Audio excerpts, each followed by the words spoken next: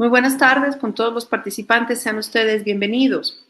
Estamos aperturando esta aula virtual para llevar a cabo este curso internacional de diabetes. Antes que nada, por favor, recordarles que la calidad de la transmisión está relacionada con el internet que cada uno de ustedes disponga para su conexión. Por favor, trate de conectarse a una red Wi-Fi estable, así su señal será de mejor calidad. Sin embargo, si pierde conexión o pierde audio, presione el botón rojo que se encuentra en sus pantallas con la palabra reconectar. Inmediatamente después retornará a la conferencia.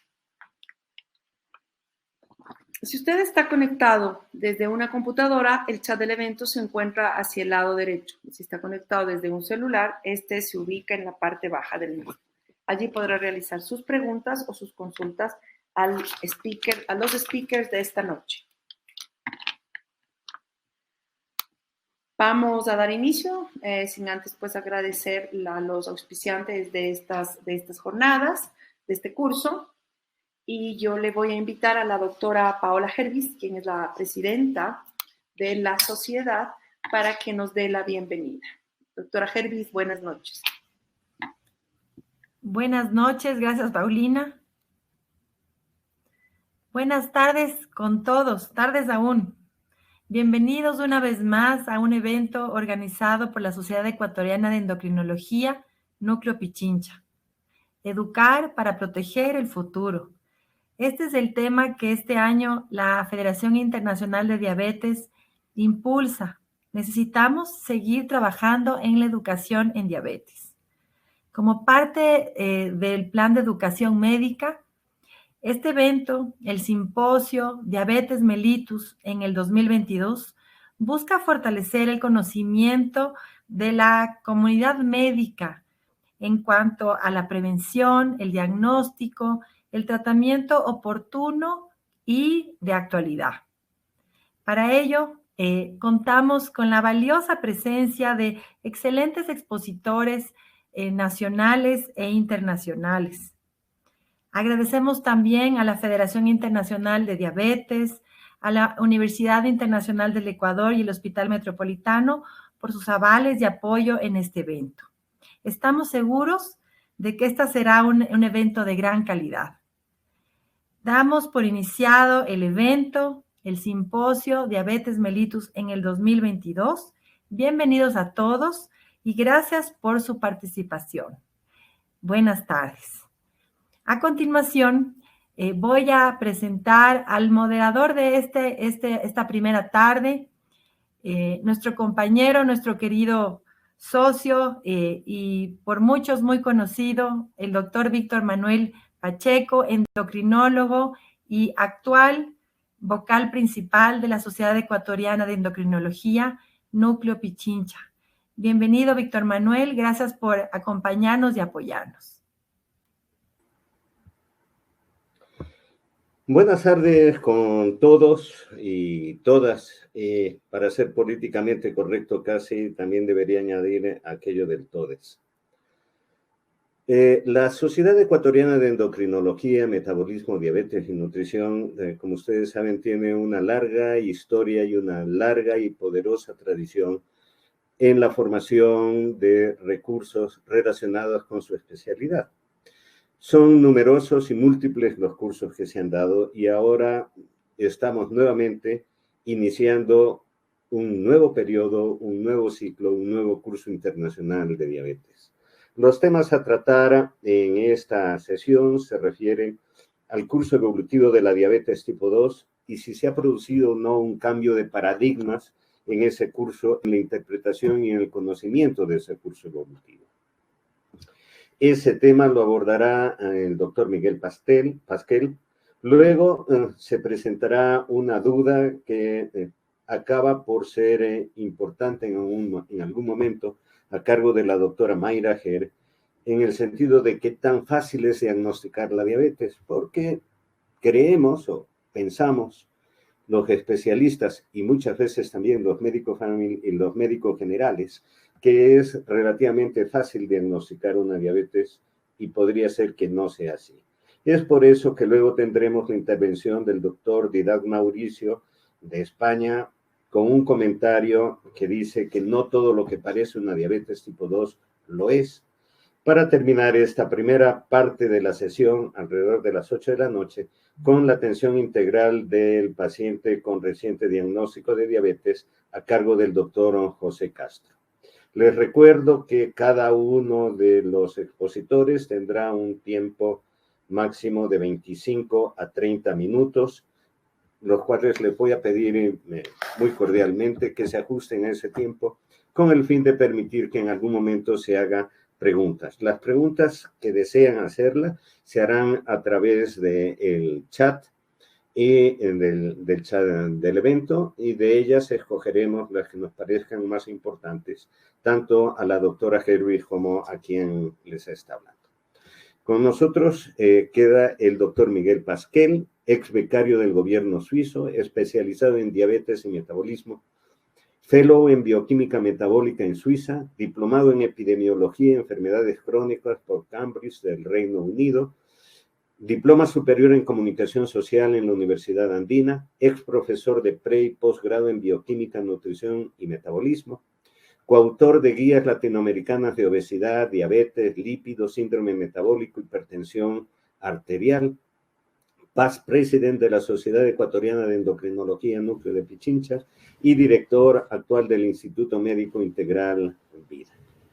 Su tema, como habíamos dicho inicialmente, es el curso evolutivo de la diabetes 2, de la diabetes mellitus tipo 2, y si se ha producido un cambio de paradigmas. Miguel, cuando tú quieras.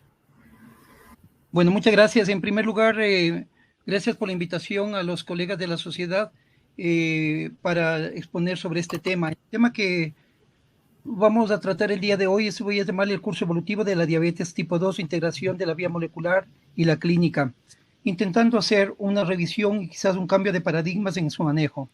En primer lugar, lo que debemos recordar es que la etiopatogenia de la diabetes tipo 2 no es la simple asimilación de una insulinoresistencia, más una hiposecreción y un deterioro de la glucosa, sino que esta lo he clasificado basado en los datos de Weir, Schulman y todos, con un nuevo concepto que sería las etapas y el curso evolutivo de la diabetes. Esta es la visión en la que yo planteo del manejo etiopatogénico de la diabetes. Entonces, en una primera fase hay un estadio de susceptibilidad. No existe diabetes, sino existe susceptibilidad hacia ella. Y esta susceptibilidad está dada tanto para la sensibilidad de la insulina como para la secreción.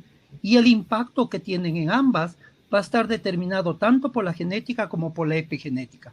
Conocemos, ¿no es cierto?, que hay un sinnúmero de estudios y un sinnúmero de datos sobre factores genéticos que influyen en la secreción de insulina, tanto en lo que tiene que ver con la masa de células beta como su función. Asimismo, por el otro lado, vemos un sinnúmero de factores genéticos que actúan específicamente como factores.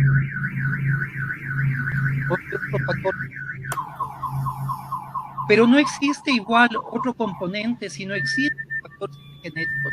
Y en la epigenética, ¿no es cierto?, debemos recordar que siempre hablamos de las enfermedades crónicas no transmisibles. Sí, las no transmisibles por vectores que son de fácil manejo porque simplemente con un antibiótico o con una simple matamoscas podemos eliminar al vector. Pero lo grave son las enfermedades crónicas no transmisibles porque estas son transmitidas por hábitos y costumbres que son más perduraderos que los vectores.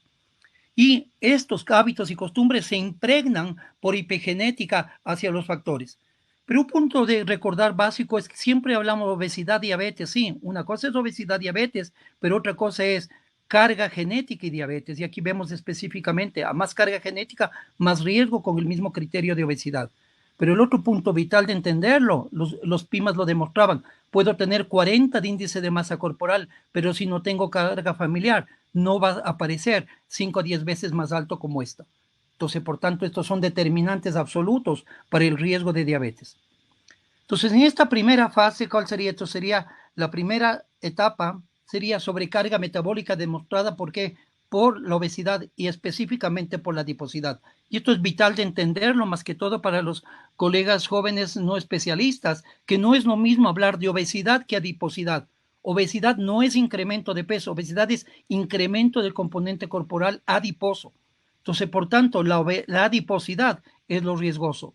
Y vemos que si yo tengo un incremento de adiposidad en sectores aledaños al tejido sucular subcutáneo no me pasa absolutamente nada, porque estos son mis fatbags, igual que los airbags en los carros. Si yo tengo un incremento de grasa en la periferia, yo estoy adquiriendo una actitud de un obeso aparentemente saludable. ¿Por qué? Porque mi adipocito está en capacidad de hacer angiogénesis y almacenar grasa.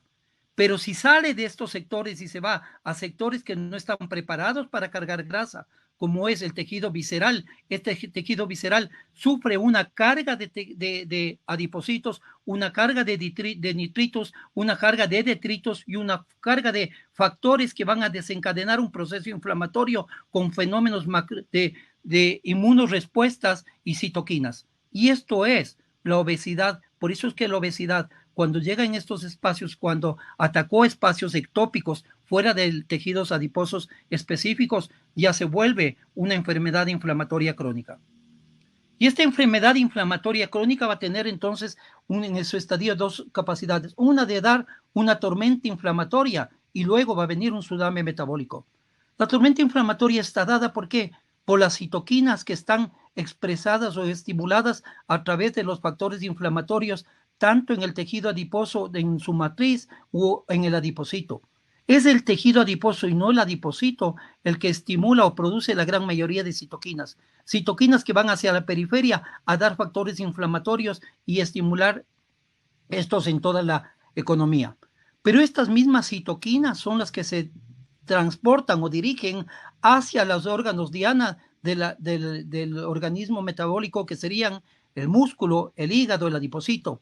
Y estos son órganos que requieren de la insulina para el transporte de sus sustancias, específicamente la insulina. Entonces, estas citoquinas, al pegarse al sustrato de receptor de insulina, bloquean la acción de la insulina y por tanto impiden la cadena desencadenante de fenómenos metabólicos y por tanto produce una insulinoresistencia. Esto es el factor, lo que yo doy por llamar la citoquinotoxicidad. Pero aparte de eso tengo una lipotoxicidad, que quiere decir que los lípidos per se, al ir al adipocito van a producir citoquinas, pero al ir directamente a los tejidos diana, recuerden que las grasas no requieren insulina para su transporte, van a producir per se lipotoxicidad. Y esta lipotoxicidad se va a ver expresada en alteraciones a nivel del músculo, del hígado, de los lípidos, incluso a nivel pancreático. ¿Qué tenemos entonces? Que las dietas altas en grasas producen diacilglicerol, acuérdense que es el componente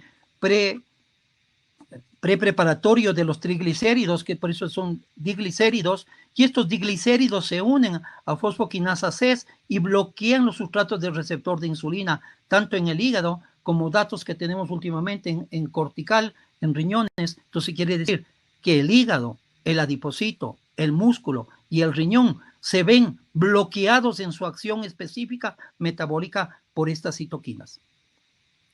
Pero no son solo las citoquinas, como decíamos, sino son las grasas también las que dan estos mecanismos. Entonces, ¿qué hace el organismo ante esto?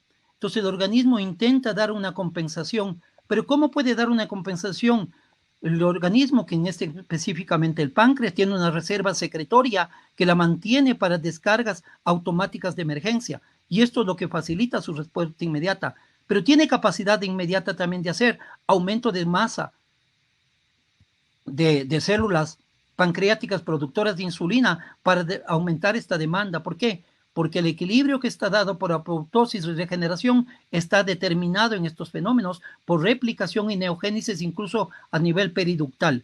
Pero otro punto tanto importante es cómo es que logra el organismo tener la capacidad de secreción. Es que hay transdiferenciación de células beta. Quiere decir que todas las otras células se unen para dar apoyo a la célula beta, transformándose en células beta. Y esa es la capacidad que tiene el organismo para poder suplir la demanda. Y por tanto tiene esta capacidad ¿de qué? De hacer una hiperinsulinemia compensadora transitoria, que es la que está destinada a mantener la euglicemia. Hasta este momento todo está funcionando aparentemente bien. ¿Qué pasa en el siguiente estadio? Si tengo unas sobrecargas de demanda, voy a tener un fenómeno, ¿no es cierto?, que diríamos por llamar de exhaustación, y este es el fenómeno o el mecanismo por el cual recién aparece una disglicemia. ¿Por qué? Porque tengo sobrecarga de mitocondrias, de sustrato de las mitocondrias, alteraciones de retículos endoteliales. Las células beta no es que mueren, sino que se transforman las células beta se degranulan, pero el otro punto, asimismo como se formaban nuevas células beta en una primera instancia, ahora estas se vuelven embriogénicas. La célula beta con crónica, hiperglicemia crónica, revierte su función a células progenitoras.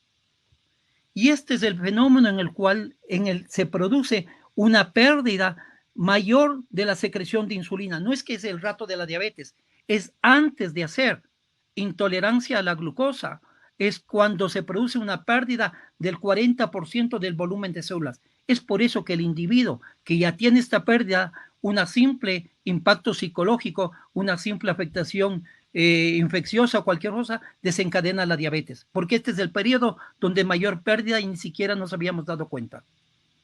Y esto es lo que produce entonces la disglicemia. Y disglicemia específicamente en una primera instancia postprandial. Pero sigue las demandas y sigue la toxicidad, por último va a terminar dañando, ¿no es cierto?, el órgano, que sería este caso el páncreas, se trastorna la mitocondria, se alteran fenómenos de oxidación, fenómenos de apoptosis, y por último tenemos una falla hasta que la apoptosis sería la que predomina este mecanismo y las células beta pierden su capacidad de secreción, y es por eso que el rato que aparece ya una diabetes, yo ya había tenido una pérdida de hasta un 50% de secreción de insulina, como lo había demostrado clásicamente el estudio KPDS. Esto es importante tenerlo claro, porque esta es la visión en la cual se va a basar todo el fenómeno del tratamiento etiopatogénico de la diabetes, porque quiere decir que estos procesos de secuencialidad determinaron un fracaso de célula beta con mecanismos aparentemente compensadores. Vamos a empezar a farrear igual como los griegos, ¿no es cierto? Entonces vamos a empezar a romper platos y queremos romper algo de paradigmas. Entonces, trasladando la biología a la clínica, primer concepto básico, simplemente no había puesto láminas por el asunto de tiempo. Entonces, primer concepto básico no es lo mismo obesidad y adiposidad. Obesidad no es incremento de peso, obesidad es incremento del porcentaje corporal graso. Entonces, quiere decir que existe una gran mayoría de personas de índice de masa corporal normal en los cuales su porcentaje graso es excesivo. Entonces, estos estudios que habíamos hecho ya hace más de 15 años, habíamos demostrado que utilizando DEXA, veíamos que con índices de masa corporal de 25, el porcentaje corporal graso principalmente en varones ya estaba en 28, cuando adiposidad y obesidad en el varón es 25, y con índices de masa corporal normales en mujeres ya tenía valores cercanos a 30, 32, cuando obesidad en la mujer es 32 de porcentaje graso. Y esto es vital de entenderlo, porque el tratamiento de la diabetes no es a bajar de peso. El tratamiento de la de la obesidad no es bajar de peso. El tratamiento de la obesidad es disminuir la adiposidad. Es por eso que cualquier charlatán con cualquier tipo de tratamiento vende bajas de peso y lo único que están es perdiendo principalmente agua y músculo y están encantados que han bajado de peso y lo que están es desaguados. Y esto es importante de entenderlo en el siglo XXI, a lo menos para nosotros. Si no trabajamos con instrumentos que nos permitan adiposidad, no estamos haciendo nada en tratamiento de esta patología, de esta afectación. Otro punto que creo que es importante por el tiempo, simplemente igual quité las láminas, era el cuento del síndrome metabólico. El síndrome metabólico no es un cuadro clínico. El síndrome metabólico no es más allá de un clúster matemático de aproximación a riesgo cardiovascular. Entonces, por tanto, el síndrome metabólico no existe. Y eso se encargó el mismo profesor Riven, que es el que descubrió o vendió la idea del síndrome metabólico, se encargó también de desvirtuarlo en los últimos años. Entonces, entender lo que el síndrome metabólico no es más allá de un clúster que me ayuda a una aproximación de un riesgo cardiovascular. Y este riesgo cardiovascular se hace riesgo simplemente hacia diabetes en tanto y en cuanto se aumenta la glicemia, porque recuerden que la glicemia se une solamente ya después de que la célula beta fracasó, pero el síndrome metabólico, los otros componentes ya estaban en curso previos. Tercer punto, la prediabetes entonces expresa la fisiopatología hacia una progresión a la diabetes. Entonces, ¿qué ha pasado? Tenemos la adiposidad tóxica. Mientras yo tengo esta adiposidad tóxica, yo todavía vivo en euglicemia. estoy manteniendo mi glicemia normal, estoy encantado cuando tengo todo ese fenómeno inflamatorio crónico dentro de mi organismo. Y después de eso, entonces se le ha traído y se le ha llevado como ha querido a un término de prediabetes, como la antesala a la diabetes. Pero este término de prediabetes se ha sumado a dos contextos que no tienen que ver el uno con el otro absolutamente en nada. ¿Por qué? Porque la intolerancia a la glucosa tiene que ver con insulinoresistencia muscular y con la pérdida del 40% de la secreción de insulina, como habíamos visto hace un rato. Mientras que la insulinoresistencia hepática se expresa por afectación o intolerancia en ayunas. Entonces, dos fenómenos con dos etiopatogenias totalmente diferentes, incluso con cursos clínicos evolutivos diferentes, que muchas veces se los quieren englobar solamente como con el facilismo de prediabetes. O el otro término de disglicemia, pero disglicemia lo único que quiere decir es alteración de la glucosa. Bueno, ¿qué pasa con la... Entonces, ¿cuál es el factor primero que se afecta en el metabolismo de la diabetes? El primer factor que se altera es la glicemia postprandial. ¿Por qué? Porque existe una insulinoresistencia muscular, que es lo que veíamos hace un rato. Y entonces, esta insulinoresistencia muscular es la que determina un incremento de la glicemia postprandiales que nunca la detectamos porque nunca la buscamos. Porque para yo tener un diagnóstico de intolerancia a la glucosa, yo debo haber hecho un test de tolerancia a la glucosa, lo cual los americanos con su facilismo de siempre lo eliminaron para el diagnóstico tanto de las disglicemias como de la diabetes. Entonces, primero, si yo quiero tener intolerancia a la glucosa, tengo que hacer test de tolerancia a la glucosa. Otra cosa es diferente, glucosas postprandiales, que pueden tener aproximación, sí, pero no son lo mismo. Cuando se hacen test de tolerancias a la glucosa en poblaciones normales aparentemente, el 16%, 15-16% de estas poblaciones presentan alteraciones de la tolerancia a la glucosa. ¿Qué quiere decir? Glicemia sobre 140 menores a 200 como criterio de diabetes.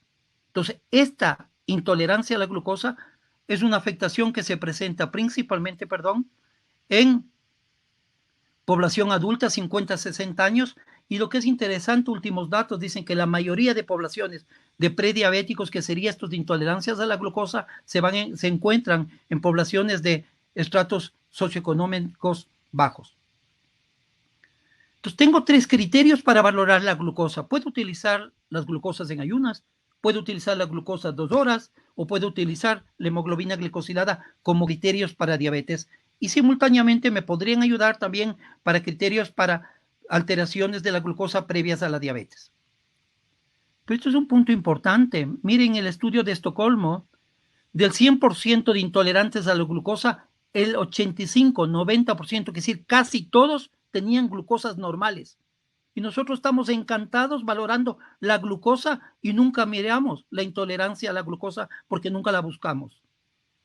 Miren lo que pasa en estudios, en el estudio DECOS, que es el estudio más importante europeo, un estudio viejo en el que se dedicaron a trabajar mucho sobre el asunto de regresión, progresión, remisión de diabetes. Encontraban que los que son intolerantes a la glucosa a las 2 horas, el 58% son normales en ayunas en la población europea y 73% son normales en la población asiática. Cuando queremos ver cuál es el más determinante hacia riesgos o más prevalente, diríamos, uno es la glucosa en ayunas y otro es la glucosa de intolerancia, que sería sobre 140. Y ustedes ven que en la gráfica hacia la izquierda, la más prevalente es la intolerancia, la que nunca la buscamos. Ahora, si es prediabetes, debería ayudarme para ver cuánto progresan estos valores hacia una diabetes. Y estos son los valores promedios de los diferentes estudios que he sacado, los valores promedios en los cuales yo puedo decirle a mi paciente, si tú tienes valores de prediabetes, tanto intolerancia en ayunas o postprandiales, tú tienes el chance de 5 a 10% por año de hacerte diabético. Tú tienes solo intolerancia, tienes 6. Si tienes el combo, si tienes ambas, tú tienes el riesgo, de un 15-20% de hacer diabetes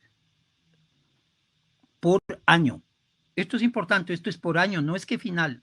Entonces son progresión anual a cada diabetes. Pero miren lo que es interesante en la diabetes gestacional, que la mayoría de veces ni siquiera la paramos bola.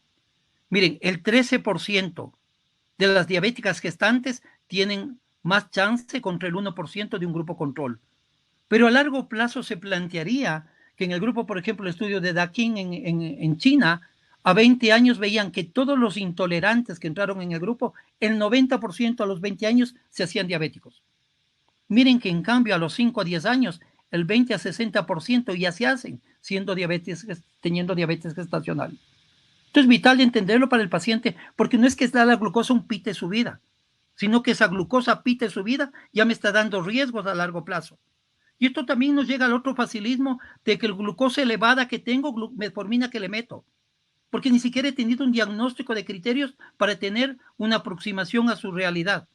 Miren qué pasa con la intolerancia, de intolerancia a la glucosa en 10 años. 50% se hicieron diabéticos, 25% regresaron a lo normal. Pero cuando vemos, esto es una revisión, datos del DPP, del Dakin, que me permitió hacer una tabla en esta de aquí, y en estos datos de ellos, entonces miren, la progresión anual son estos. Si yo tengo una glucosa entre 90 y 100, yo tengo la capacidad de decir al paciente que tiene 6 veces el chance por cada 100 pacientes al año de hacerse diabético. Pero si tengo 115, ya no tengo las 6, tengo 19. Pero si tengo la glucosa en 140, tengo 7 veces. Pero si tengo 180 de glucosa y todavía no eres diabético, quédate nomás tranquilo, tengo 16 veces, 16% de chance anual de hacerme diabético. Cuando yo hago un test, una determinación de hemoglobina glicosilada a una persona que no es diabética y encuentro que está entre 6 y 6,5, decimos, no, quédate nomás tranquilo, bájate un poquito de azúcar, come un poquito, corre un poquito, haz algo. Mira, este individuo tiene 25 a 50 veces, 50% de hacer diabetes en los próximos 5 años. El estudio de Mauritius es una isla que está, ¿no es cierto?, en la zona asiática, donde se han hecho muchos estudios y dentro de esos es como esto. Mire, cogieron pacientes con intolerancia a la glucosa y le siguieron durante 11 años. De estos intolerantes a la glucosa, 30 se hicieron diabetes, progresaron a diabetes. 30% hicieron regresión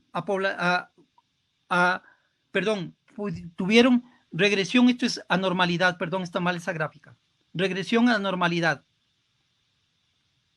Y siguieron el resto como intolerantes. Estos 25 se hicieron diabéticos, 40%, regresaron a la normalidad.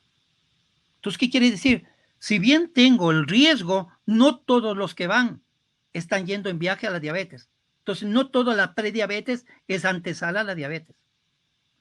Miren, estudios del profesor De Fronzo demuestra, ¿no es cierto?, que antes del aparecimiento de la diabetes tengo problemas de sensibilidad, como veíamos, problemas de insulinosecreción. Pero miren lo que él encuentra, igual que el profesor Weir, encuentra que en estas poblaciones que empezaban a subirse su glucosa, estas poblaciones, el intolerante a la glucosa ya había perdido el 40% del volumen de célula beta y ni siquiera tenía diagnóstico previo.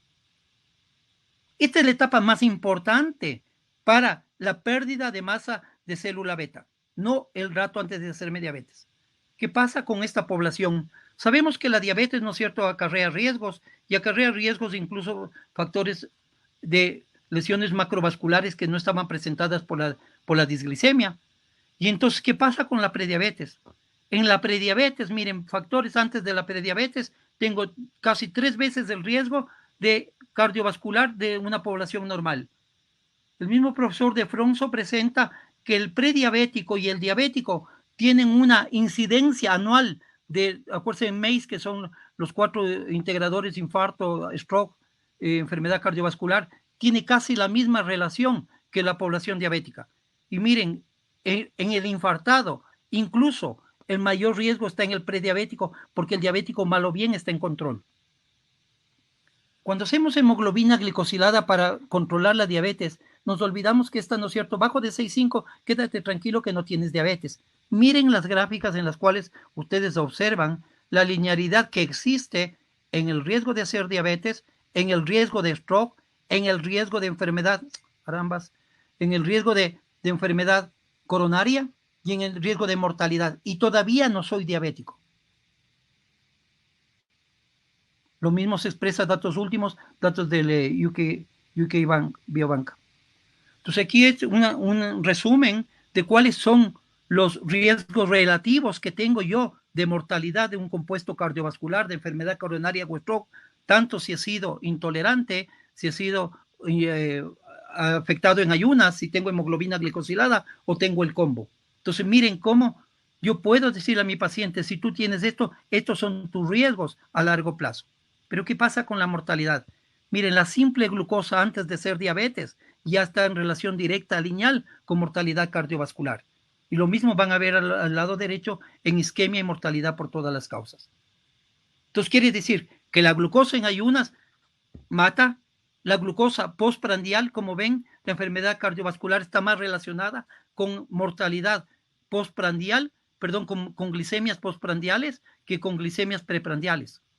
Entonces la glucosa postprandial mata más que en ayunas. Entonces el eso de que contrólate la glucosita solamente en ayunas, que es suficiente, no sirve absolutamente para nada.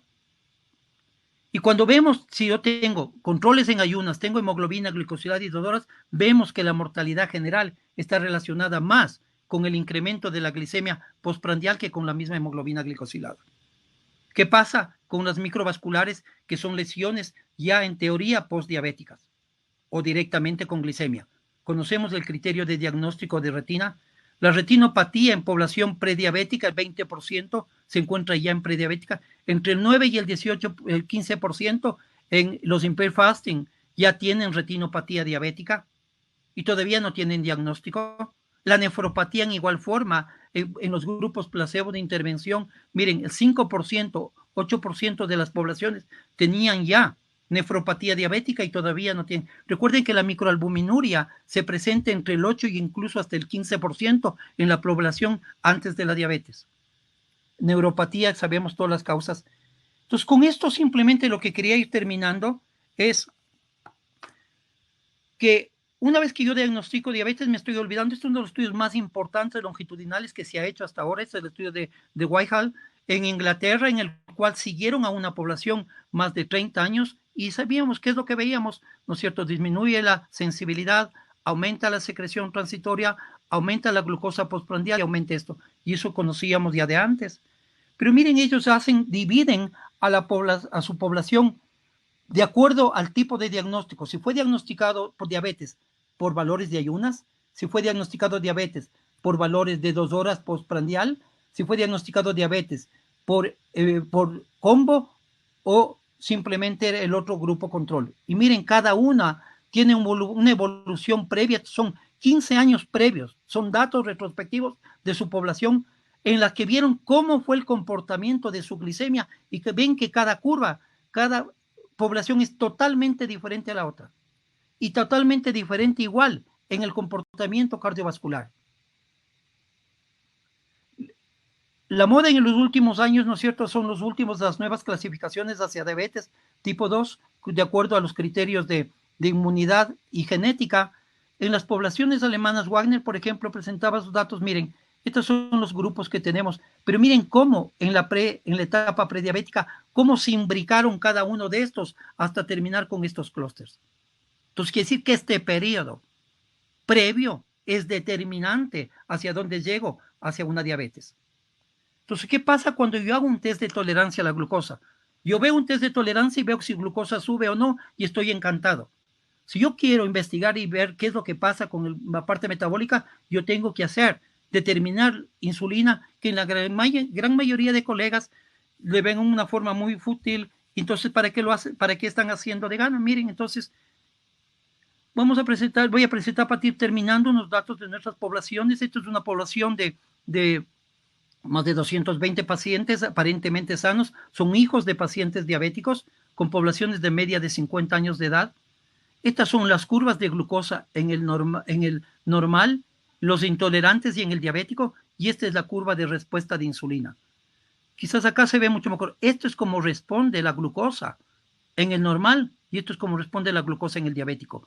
Esto es como responde la glucosa en el intolerante, la insulina, en el intolerante en ayunas, en el intolerante a las 2 horas o en el combo. Se va revertiendo hacia la derecha. La curva o el pico mayor se presenta más tardíamente. Pero ¿qué pasa con esto? Miren, en esas poblaciones, este es el OMA en relación a normal y diabetes, este es el OMA beta, que sería secreción. Estos son las alteraciones glucídicas en HDL en la misma población y en triglicéridos y estos posteriores. Pero miren, esta es otra población, este es otro estudio en el cual es intolerancia a la glucosa exclusivamente en ayunas dividido en 100, de 100 a 110, menos de 100, de 100 a 110, de 100 a 125 y más de 125. Las edades, el índice de masa corporal tiende a ser un poco mayor, son los factores de riesgo, 3 factores que sería hacia un síndrome metabólico. Pero miren lo que pasa con el OMA en esta población. Estos son población no diabética, estos son valores de glucosa menores de 125. Miren la linearidad de la insulinoresistencia y la casi linearidad también de la insulina de hiposecreción. Entonces, con esto simplemente, entonces, ¿qué es lo que veíamos? Entonces, que quizás el término de prediabetes, quizás creo que tenemos que eliminarlo, porque no tiene que ver en nada para describir esta población, no tiene que ver en nada para describir esta población, y la disglicemia sí asume que es una alteración de la glucosa y nada más. Por tanto, ¿qué es lo que yo vengo proponiendo en los últimos tiempos? Y mi propuesta en general es que lo que debemos hablar es de una diabetes subclínica, eliminando criterios que lo único que llevan es a la inercia. Cuando yo tengo una diabetes subclínica, estoy hablando de una patología previa no tan evidente como la patología de la diabetes, pero voy a dar un tratamiento porque nos estamos dedicando a bajar la glucosa, a prevenir la glucosa, olvidándonos de leer lo que dice el texto cuando dice prevención raya retardo. Quiere decir que cada vez que yo prevengo, lo único que estoy haciendo es retardando la diabetes. No estoy previniendo absolutamente nada. Lo que yo tengo que prevenir son la carga de la morbimortalidad cardiovascular y microvascular que se presenta ya en la población prediabética. Entonces, encontré un texto que no lo volví a encontrar, lo que decían, debemos cambiar el paradigma de hablar de prediabetes mellitus y deberíamos hablar mejor de una diabetes pre a la mellitus. Entonces, con esto simplemente quería plantearles esto, cuál es mi criterio. Mi criterio simplemente es que para hablar de glucosa, porque los ingleses plantean en Europa el punto de corte 110, mi propuesta es que la diabetes subclínica debe ser sobre 110 a 126, la diabetes subclínica sobre 140 postprandial y hemoglobina glicosilada similar. Y quizás este grupo queda todavía de borderline. Entonces, esto es una propuesta que nosotros veníamos manejando desde hace algún tiempo. El páncreas ha tenido que trabajar durante todo este tiempo y agradecemos. Muchas gracias. Gracias. Muchas gracias, Miguel, por tu conferencia que realmente plantea nuevos criterios y rompe un paradigma que se ha mantenido durante mucho tiempo. Primero de prediabetes, de cuál es su significado y cuál debe ser su interpretación fisiopatológica. Parece realmente notable el aporte que están haciendo desde el Instituto Vida, con Marina y con las revisiones que están haciendo. Creo que merece la pena volver a oír en algún momento tu conferencia y discutir sobre ella. No tenemos ninguna pregunta, Andy, ¿no? Sí, Hay sí. una pregunta de Josué David Rivadeneira Dueñas, que pregunta si la aplicación de escalas de tamizaje como el Friedrichs en primer nivel de atención ayudaría a estratificar a los pacientes y qué otras estrategias nos recomendaría teniendo en cuenta que existen localidades donde realizar exámenes de rutina es complicado. Bien, yo creo que una respuesta muy rápida. Yo creo que más tarde hay una charla específicamente dedicada a prevención y quizás ahí van a topar el asunto de las escalas de tamizaje. Estas escalas de tamizaje, como bien lo ha dicho, son necesarias e imprescindibles en costo-beneficio para población general, más que todo para estudios poblacionales. Sí, totalmente de acuerdo, porque eso ayudaría a tener menos inversiones y gastos en población de más riesgo. Muy bien, muchas gracias, Miguel. Hay otra pregunta que también te pediría que la respondas muy rápidamente. ¿Cuál es la diferencia entre este nuevo término considerado diabetes premellitus e intolerancia a los hidratos de carbono? Muy corto, por favor. Ya, intolerancia a los hidratos de carbono, como el nombre lo dice, es una intolerancia. No tengo la capacidad de intolerancia. Lo que llegó simplemente es que ya quien es intolerante mayor es diabético, como es casi decir, no sé, euglicemia, disglicemia, hiperglicemia. La intolerancia son términos que sinónimos cada uno de los otros con diferente contexto, pero lo que están explicando es la misma etiopatogenia. Muchas gracias, Miguel. Como siempre, para mí es muy grato oírte y me parece que para el resto de asistentes a este congreso también lo habrá sido. Muchas gracias. Muchas gracias, Miguel.